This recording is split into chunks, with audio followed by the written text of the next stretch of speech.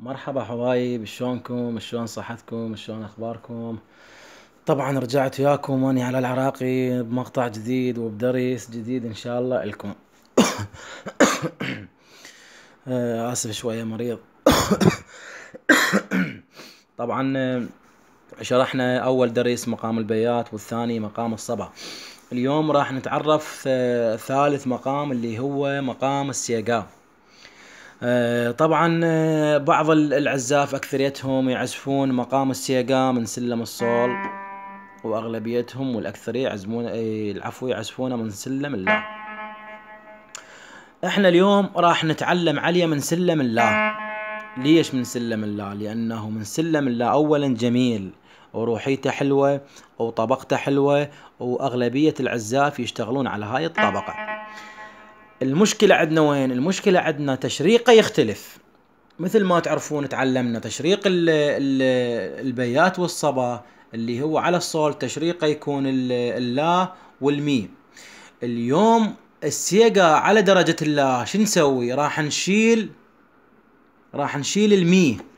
شو نشرق الري. تمام؟ شلنا المي شرقنا الري. ايش صارت عندنا الدرجة؟ صارت عندنا على درجة الله.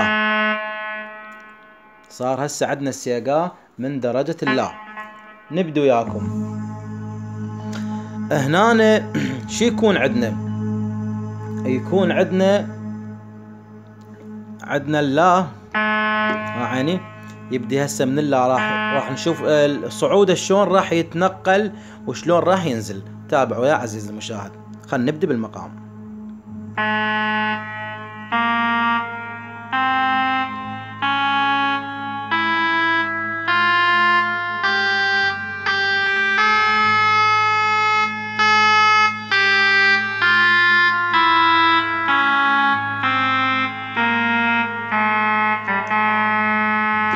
هكذا. انا اسف ترى جاي اصور من الموبايل، يعني ما جاي اشوف هسه من الموبايل اصور لكم، خاف دست البول خطأ.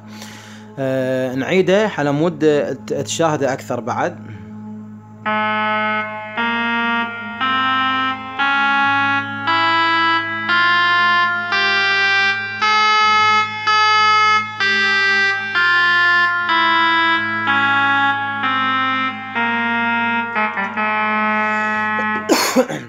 هذا مقام السيقا. نجي نعزف مقام السيقا نشوفه شي طلع لنا من روحية. خلينا نعزفه بصوت حلو.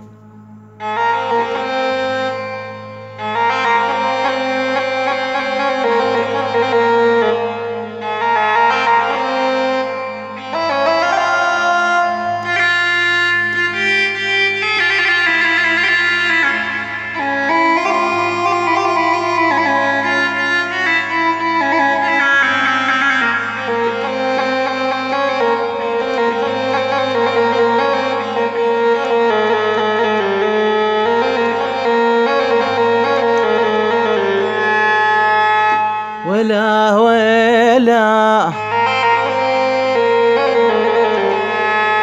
ولا ولا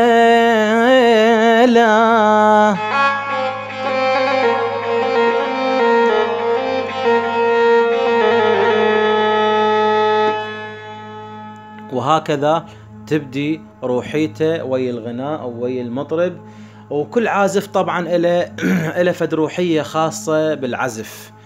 أنا روحيتي خاصة، المتعلم روحيته خاصة، كل إنسان إله روحية وإله ذوق بالعزف. بس إحنا شنو نحاول بقدر الإمكان بالنسبة للمبتدئين، بقدر الإمكان ما نستعجل بالدوسات وبالضربات. ليش ما نستعجل؟ لأنه حتى ما يطلع إذا تستعجل راح يطلع عندك خربطة بالمقام ما تستلذ بيه أكثر. فأنت حاول أجي أعزف براحتك تكون مرتاح، لأن آلة الأورج تريد شخص مرتاح يعزف عليها. حاول تطلع إنتاج. ما دام اندليت الدوسات من تندل الدوسات راح تطلع لك شيء اكثر. هذا مقام السيقا. ولا تنسون الاشتراك بالقناة على مود نبلش وياكم بالمقامات الاخرى. وتحياتي لكم على العراقي وانا بخدمتكم، اي سؤال حاضر.